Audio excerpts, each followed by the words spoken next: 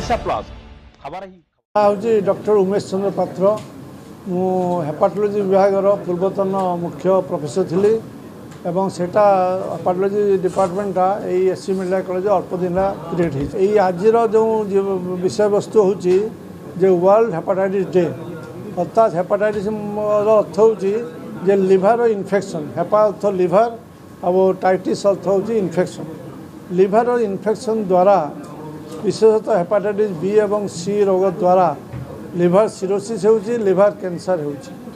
जने व्यक्तिंकर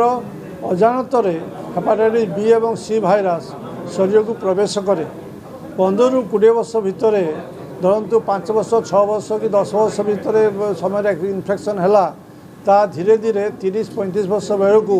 जिते जन युवक जिते अर्निंग करवा टाइम से लिवर सिरोसिस हो जाउची आ बहु केस लिवर कैंसर हो जाउची किंतु ये डिजीज जदियो विशाल आकार अच्छी किंतु it is a treatable disease it is a preventable disease it is a curable disease hepatitis C is a curable disease जदि जन को हेपाटाइटिस सी होती व्यस्त हबार किसी ना निकटस्थ चिकित्सक मान परामर्श कले हेपाटाइटिस सी क्योर हो hepatitis B is not curable but it is preventable and treatable बहुत प्रकार मेडिसिन अच्छी बहुत प्रकार चिकित्सा पद्धति अच्छी तेणु हेपाटाइटिस बी हेले जे सिरोसिस हो तार किसी अर्थ ना से जदि उपयुक्त भाव चिकित्सा करा जाए से सिरोसिस हेबे ना यहाँ हूँ कहीं हेपाटाइटिस बी और सी शरीर मध्य को प्रवेश करुच्ची अजाणतरे धरतु माँ पाखु पिला पाखु चली आसूँ जहाँ कह भार्टिकल ट्रांसमिशन केते ब्लड डोनेशन होची ब्लड माध्यम आम शरीर को प्रवेश करुच्ची इन्फेक्टेड सिरिंज द्वारा प्रवेश करुच्ची सेक्सुअल ट्रांसमिशन द्वारा प्रवेश करुच्ची टाटोइंग द्वारा प्रवेश करुच्ची तेणु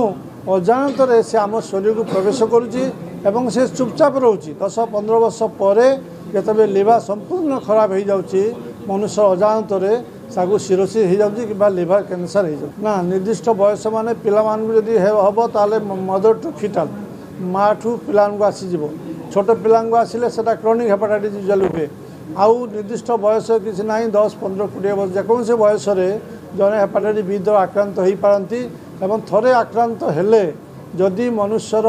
इम्यूनिटी बा रोग प्रतिरोधक शक्ति कमी जाए कौन सी कारण धर डायबिटीज होगला कैंसर होगला ओल्ड एज होगला किंबा क्रोनिक पाल्मोनरी डिजीज लंग्स काश कफ कनिक ऑफ सीओपीडी होगला ताले से रोग चुपचाप थिले मध्य से बढ़ी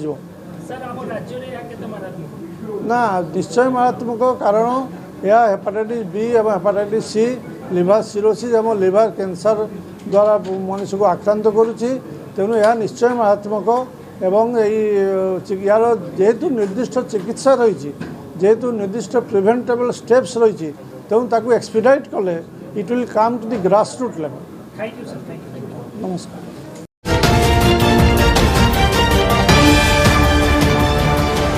ओडिशा प्लस खबर ही